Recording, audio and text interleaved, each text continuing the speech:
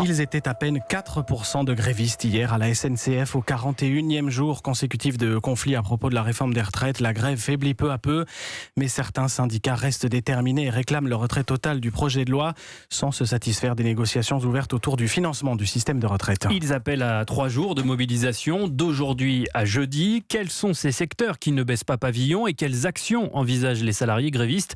Réponse avec Carole Ferry. La CGT des dockers appelle à une opération port mort, 72 heures de blocage pour paralyser le trafic de marchandises au départ et à l'arrivée des ports français. Des actions sont également prévues dans le secteur de l'énergie, occupation de sites, éventuellement coupure ciblée d'électricité. La CGT Chimie reconduit de son côté le blocage des raffineries. Les 4 jours de grève la semaine dernière ont eu un impact très limité.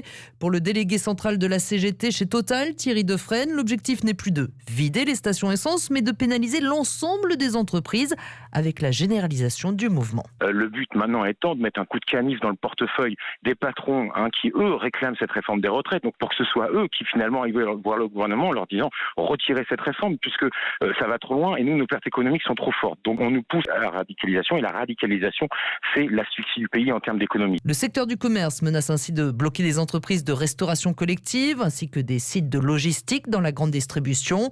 Demain, les remontées mécaniques pourraient également se mettre en grève dans les stations de ski. Carole Ferry, rassemblements et défilés sont prévus aujourd'hui à Grenoble, Paris, Marseille ou encore Lyon.